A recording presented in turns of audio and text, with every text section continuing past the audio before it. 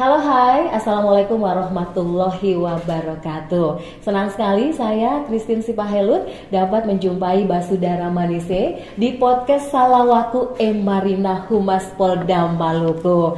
Wow, luar biasa sekali karena ini menjadi suatu kebanggaan dan sekaligus kehormatan buat saya secara pribadi karena saya dipercayakan untuk menjadi host di edisi perdana podcast Salawaku Marina Humas Polda Maluku. Saya mau berikan aplaus dulu yang paling meriah untuk Humas Polda Maluku karena kini sudah memiliki podcast. Nah, podcast di ruang ini dinamakan podcast Salawaku Marina yang artinya Polisi Polda Maluku merupakan perisai, penegak dan pembela Kamtibmas di daerah ini. Nah, nama Salawaku Marina ini juga diambil dari nama Pataka Polda Maluku.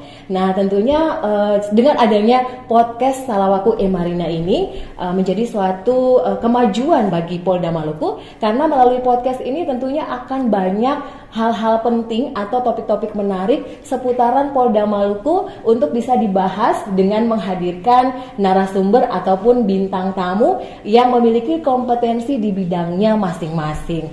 Nah, untuk edisi perdana kali ini kita kedatangan tamu yang sangat spesial, luar biasa sekali. Kenapa spesial? Karena jajarannya baru saja berulang tahun di tanggal 22 September 2022 lalu yang ke-67. Apa itu? Yaitu Lalu Lintas Bayangkara Republik Indonesia. Nah, kalau di Mabes Polri itu namanya Korlantas Polri. Kalau di Polda Jajaran namanya Direktorat Lalu Lintas Polda apa seperti itu. Nah, di Polda Maluku namanya Direktorat Lalu Lintas Polda Maluku. Nah, langsung saja saya menyapa tamu spesial kita di pagi ini, yaitu Direktur Lalu Lintas Polda Maluku, Kombes Pol Agus Krisdianto SAMBA. Selamat pagi Pak Agus. Apa kabar Pak?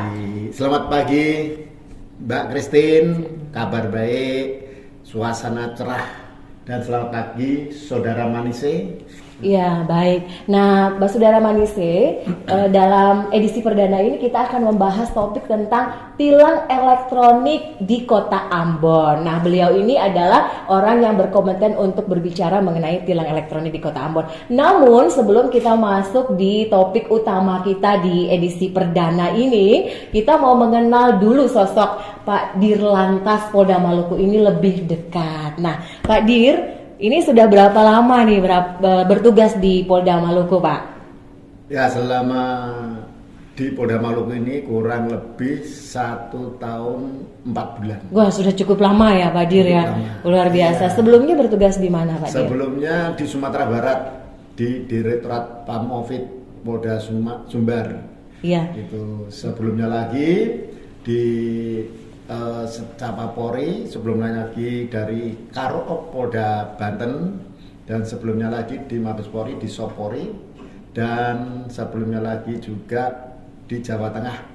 Itu runtutan Kapolresnya juga di Jawa Tengah. Wah, luar biasa. Kita berikan tepuk tangan dulu untuk Pak Dirlantas ini. Ternyata jabatannya banyak sekali, sudah keliling Indonesia, Basudara Manise ya. Nah, Pak Dir, selain Bapak pernah tugas di beberapa daerah itu, nah di Maluku ini Pak, apa yang Bapak lihat di Maluku ini? Tentunya di Maluku ini kan yang pertama dilihat itu datang ke Polda Maluku ini kepulauan. Artinya kalau kepulauan, lalu lintas di Polda Maluku ini fokusnya hanya di wilayah Pulau Ambon aja. Kalau ini.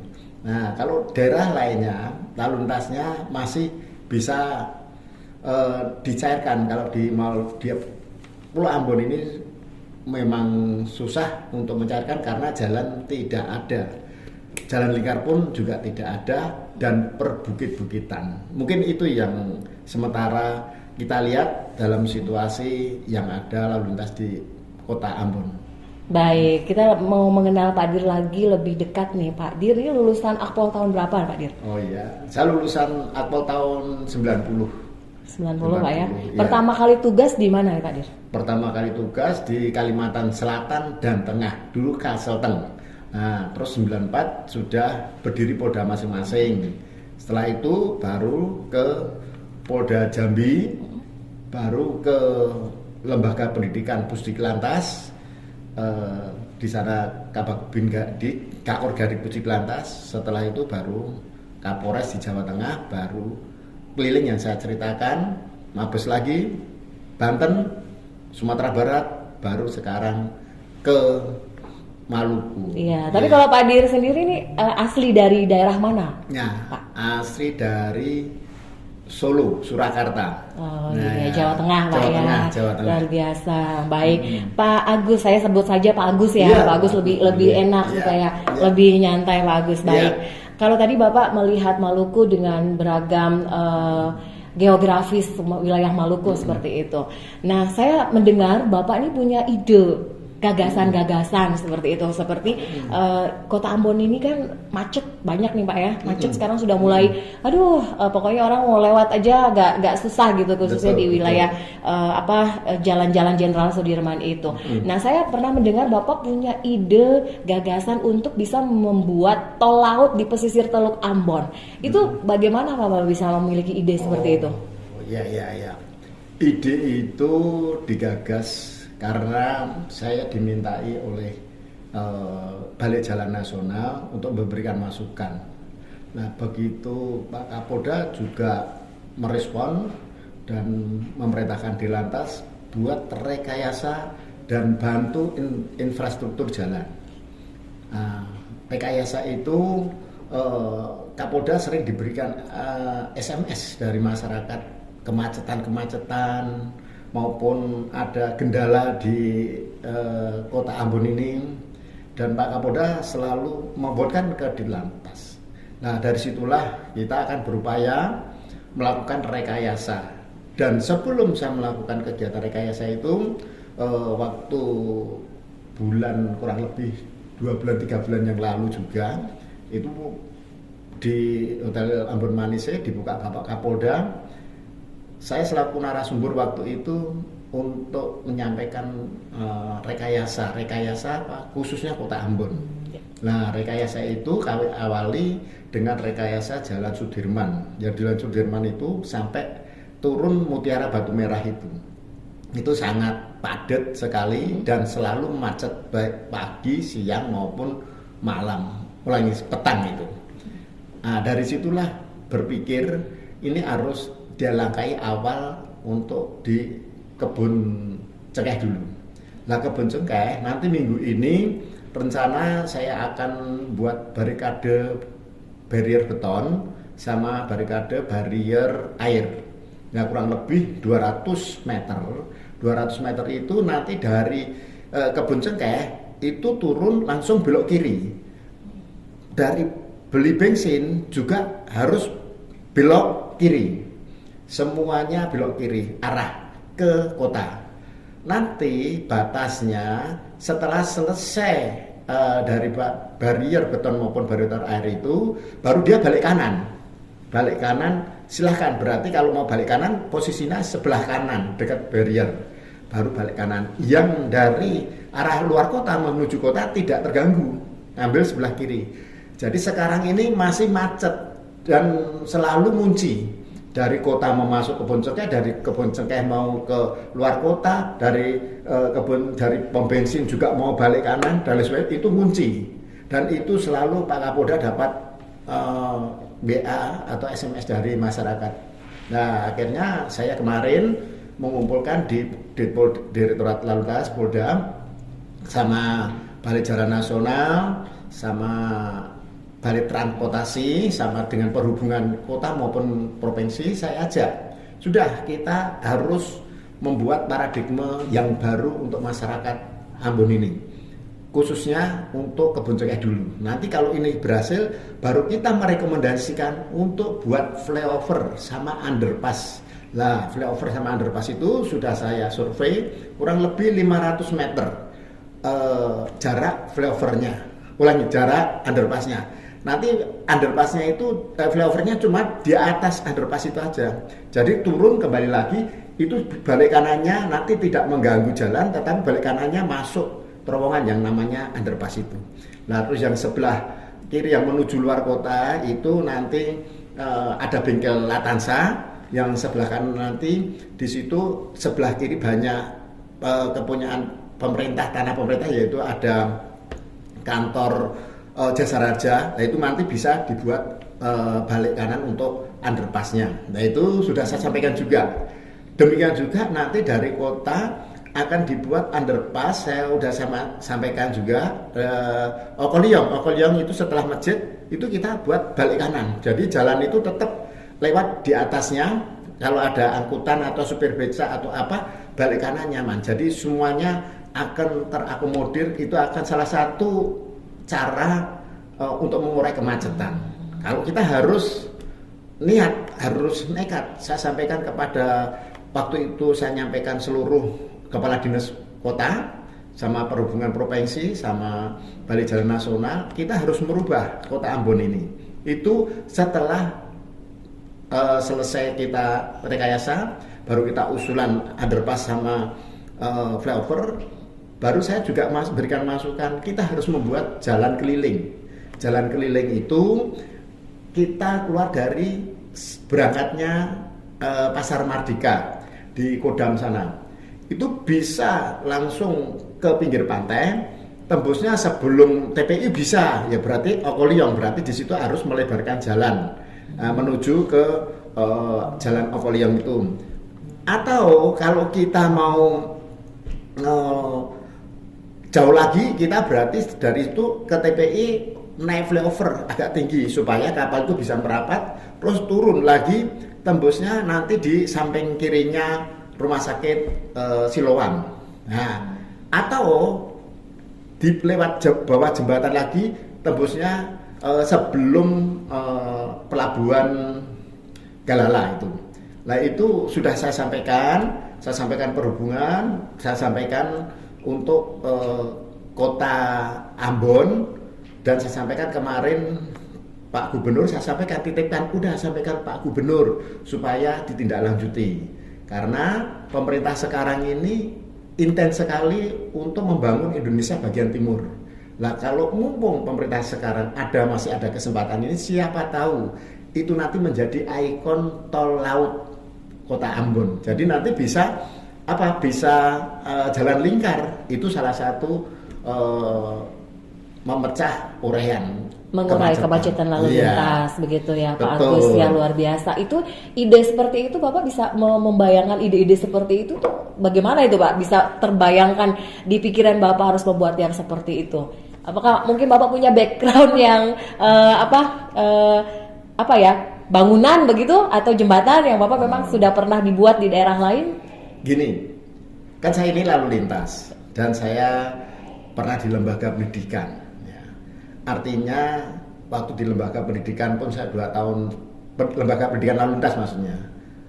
Saya sudah memberikan masukan kepada para gadi dan para peserta yang kejuaraan lalu lintas.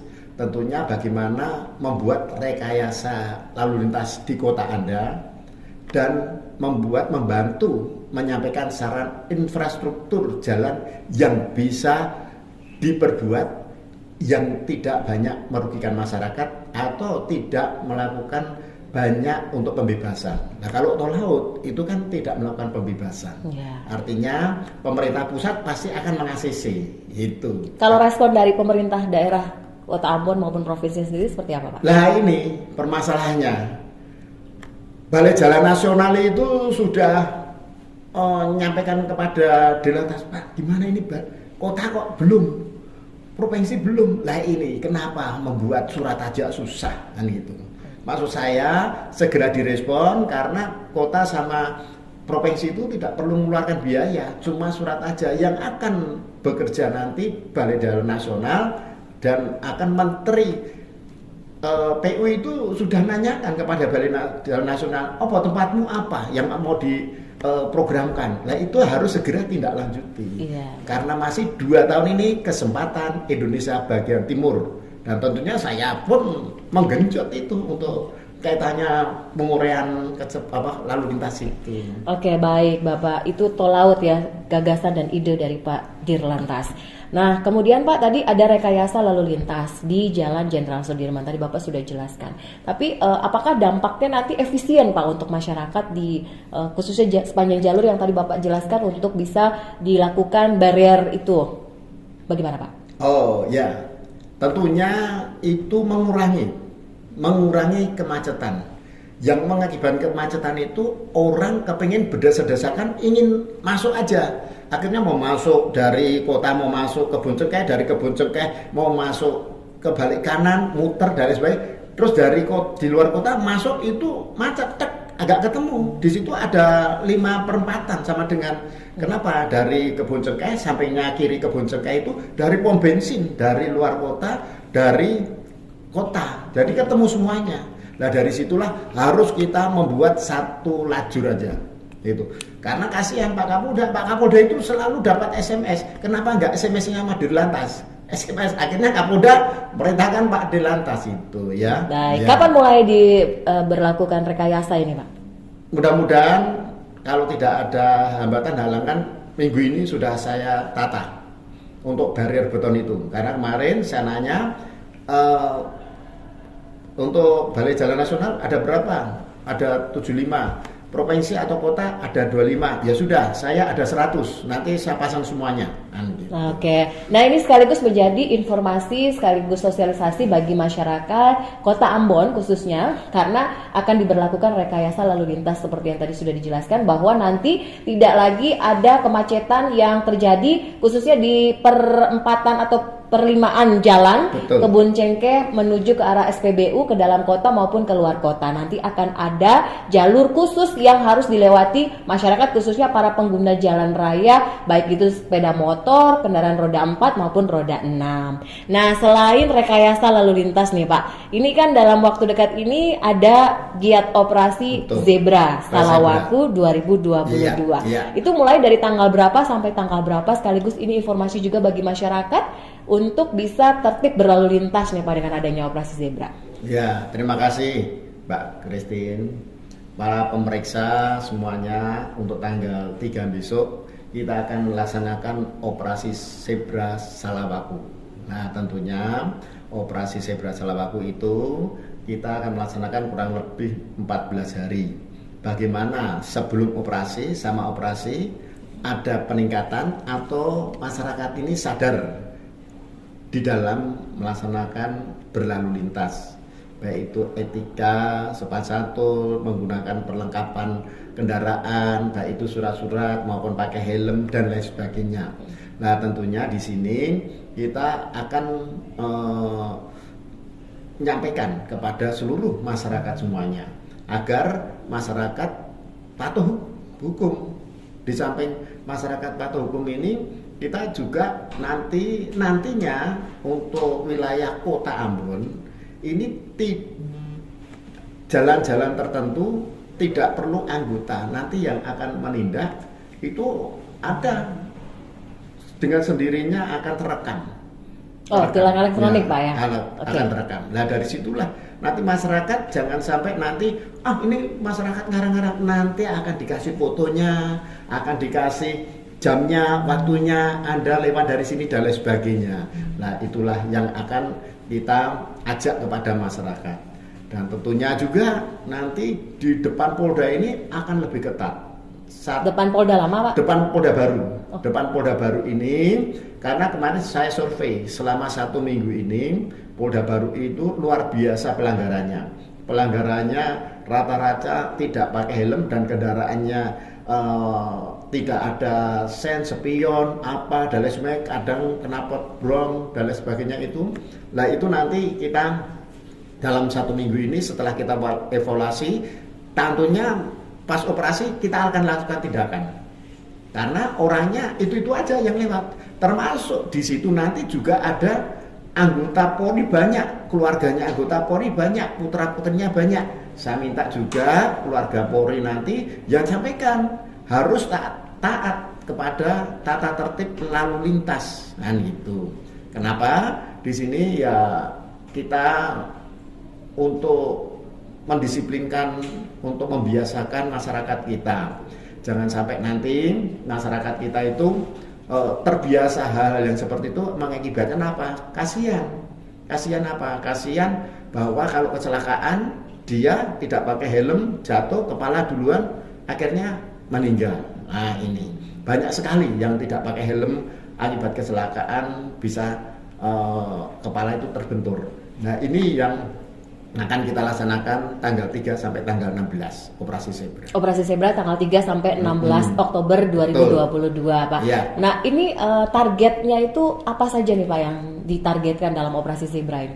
Oh, targetnya itu dalam pelaksanaan Operasi Zebra itu kaitannya dengan pengendara sepeda motor. Pertama, pengendara sepeda motor di bawah umur, pengendara sepeda motor yang bertiga, terus pengendara sepeda motor yang tidak memakai helm, terus pengendara sepeda motor dengan knalpot brong yang keras itu, knalpot racing, ya, knalpot racing. Terus, nah itu baru sisi sepeda motor. Terus kalau nanti yang jalan-jalan tertentu, yang apalagi KTL, sepeda motor yang melawan arus maupun mobil sepeda motor melawan arus, kita lakukan tindakan, dan tindakan itu bisa elektronik, bisa tindakan nanti diingatkan kepada anggota untuk dilakukan penilangan.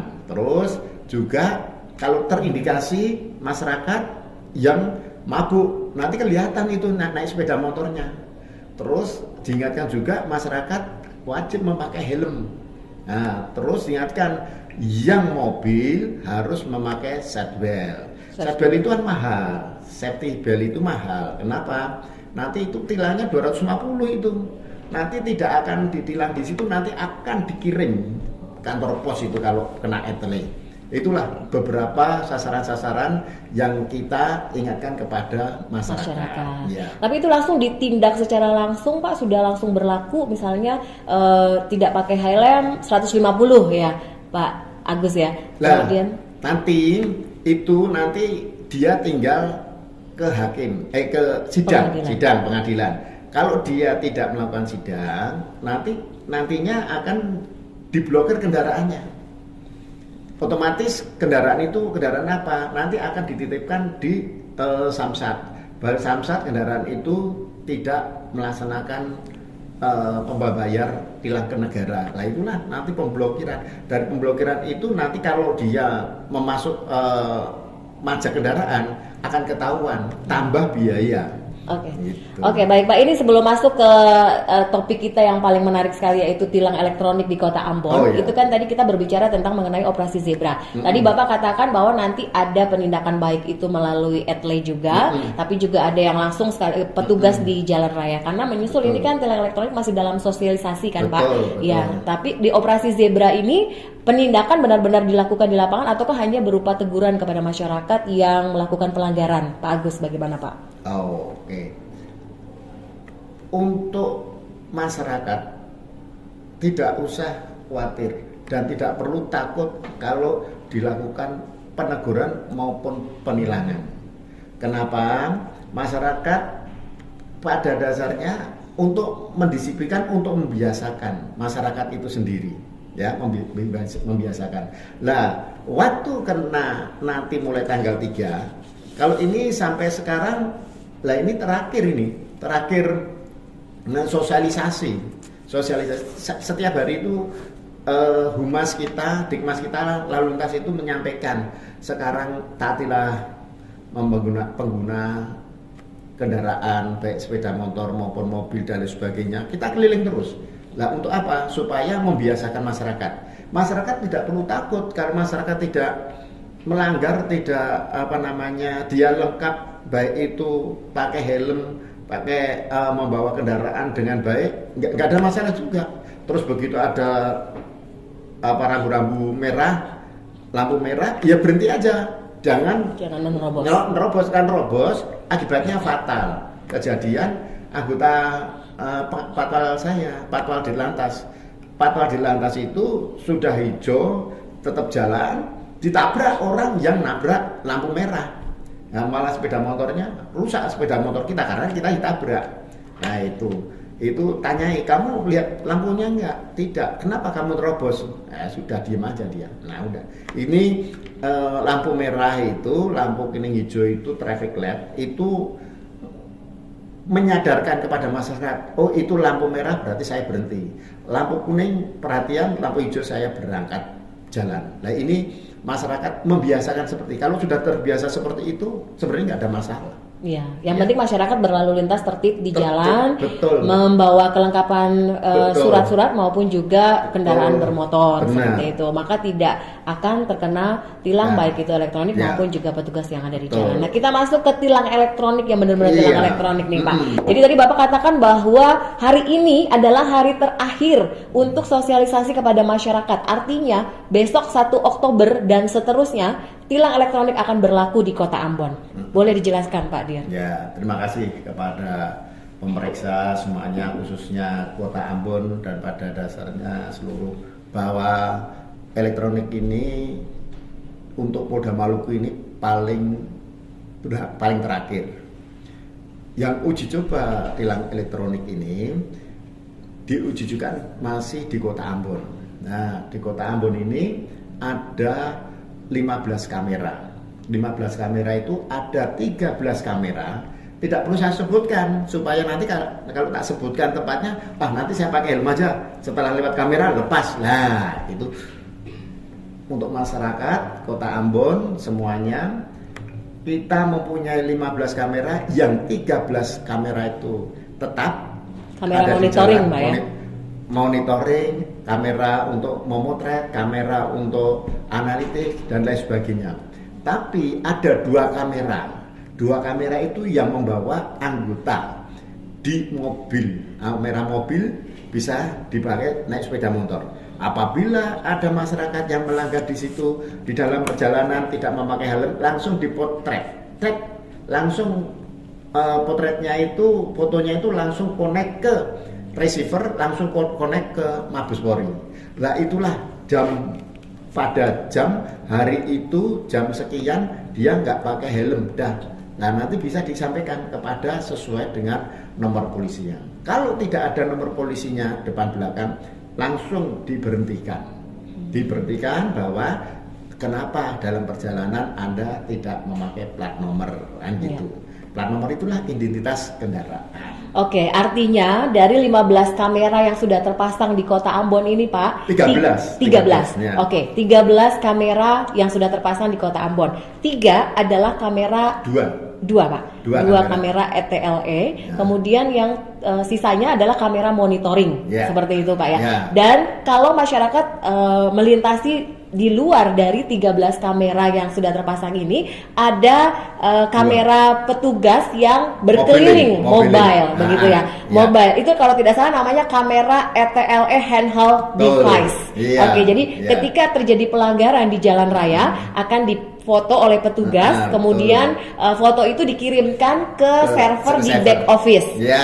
Back office RTMC, dan itu langsung menyambung ke Mabes Polri. Nah, ini menjadi sosialisasi bagi masyarakat Basudara Manise di Kota Ambon khususnya nih ya, bahwa ketika Anda melewati 13 kamera yang sudah terpasang di Kota Ambon, maka akan terjepret sendiri, dan itu sudah masuk pelanggaran, misalnya pelanggaran-pelanggaran yang sudah Anda lakukan di jalan raya. Tetapi ketika Anda tidak melewati 13 titik tadi, melewati jalur lain, jangan salah, masuk lorong pun Anda akan terekam kamera, karena ada kamera yang mobile oleh petugas melalui itu tadi kamera ETLE handheld device yang langsung nantinya terkonek ke Mabes Polri dan juga terkonek ke server back office di RTMC Ditlantas Polda Maluku. Jadi jangan salah bahwa ketika Anda merasa bahwa tidak ada petugas, tidak ada kamera, ternyata itu tidak menjamin Anda bisa bebas dari pelanggaran. Ketika Anda tidak menggunakan helm, tidak menggunakan safety belt, Anda berhandphone ketika berkendara dan Anda tidak menggunakan helm,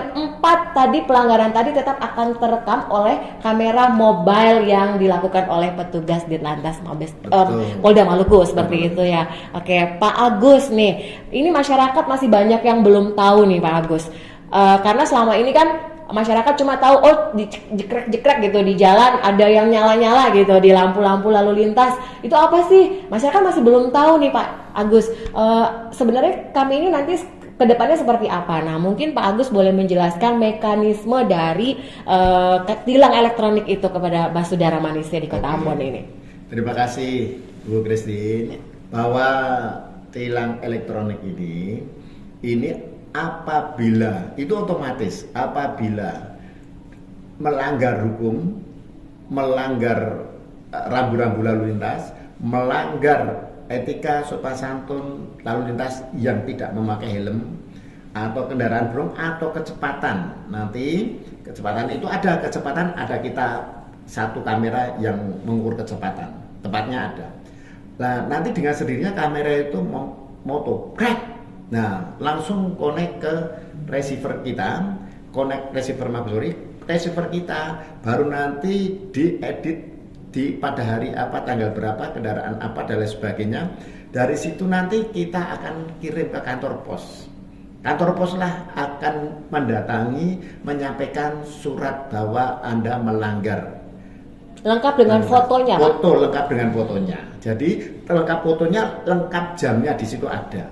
Nah, setelah disampaikan, kaget tuh iya pasti. Kalau tidak ada fotonya dia ngelak, tapi begitu ada fotonya nggak bisa ngelak. Dan itu kita backup bukan satu foto, ada dua, ada yang 3 sisi. Jadi moto sini, moto sana ada. Nah ini kenapa saya sampaikan seperti itu? Kalau sudah ke foto, kita kirim ke kantor pos akan menyampaikan kepada masyarakat. Masyarakat kalau segera tidak membayar itu, ya nanti akan dikirim ke Samsat bahwa nomor kendaraan ini diblokir. Nah itu. Oke, Pak Agus, ini berarti dari kantor pos memberikan surat ke alamat si pelanggar. Nah, ada range waktu Pak yang diberikan berapa hari itu Pak? Nah, itu tinggal nanti petugas kecepatan petugas bisa 1 hari, bisa 2 hari, bisa 3 hari. Tidak harus cepat menyampaikan. Supaya apa? Kalau cepat menyampaikan, nanti kan masyarakat sendiri itu tahu. 1 hari, 2 hari nanti akan saya sampaikan.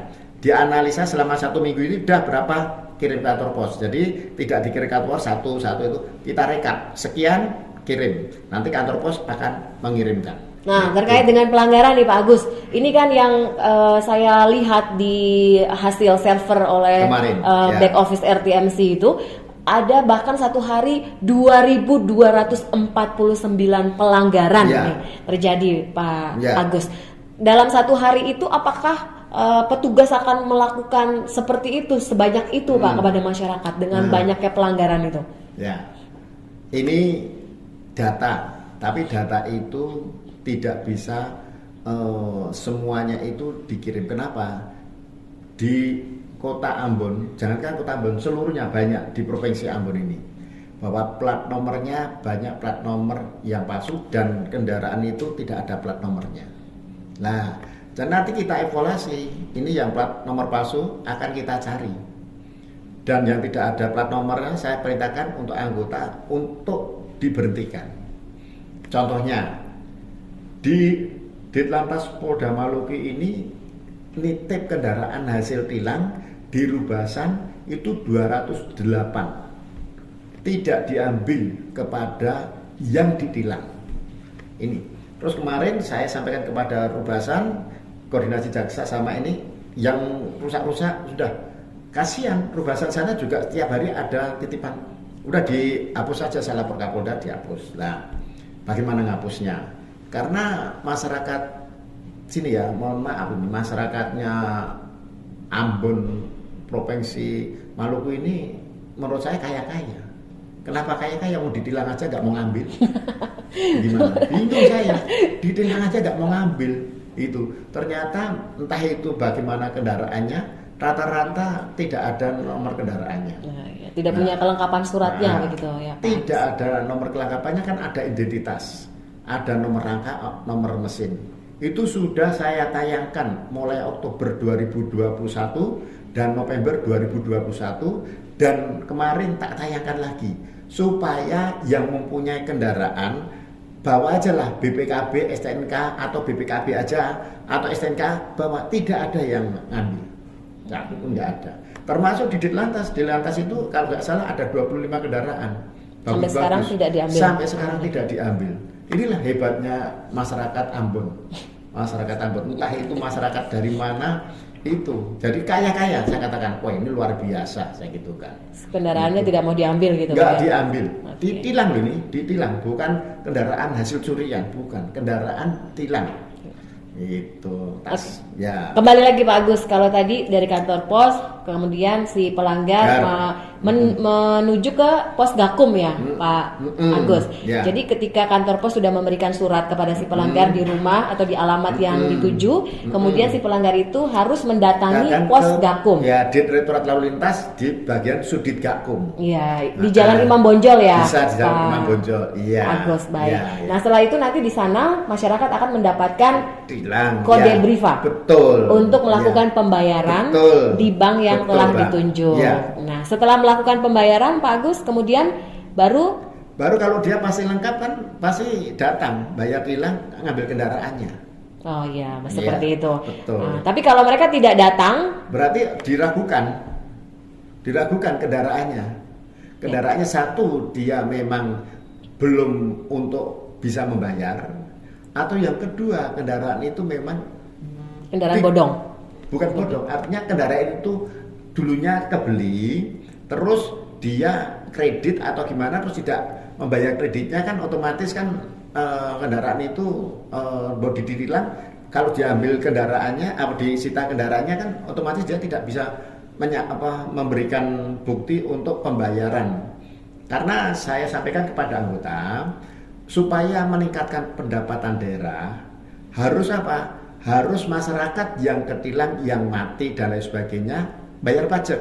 Setelah bayar pajak, ambil kendaraannya, pendapatan daerahnya juga meningkat. Akan meningkat. Itu. Oke, Pak Agus, berarti nanti kalau masyarakat pelanggar itu tidak membayar, berarti akan diblokir kelengkapan suratnya. Jadi ketika mau dijual, ya disamsat Pak ya. Ketika mau menjual kendaraan itu tidak bisa, harus melunasi dulu. Betul, pasti. Dan membuka blokir tilangnya seperti itu. Yang beli kan nggak mau juga. Kalau diblokir sama belum ada surat-surat lengkap, nggak mau juga yang beli, rata-rata kan gitu.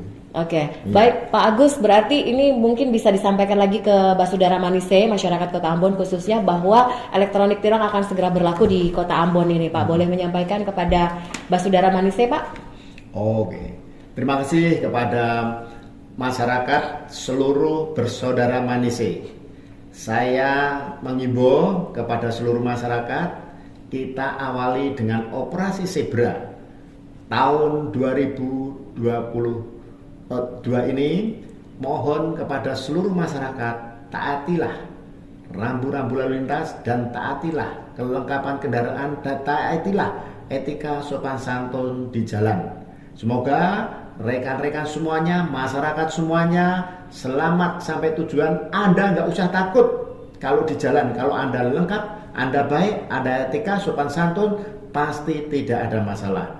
Saya kira itu, Saudara Manise, Polda Maluku siap mengawal masyarakat Kota Ambon dan masyarakat seluruh Provinsi Maluku.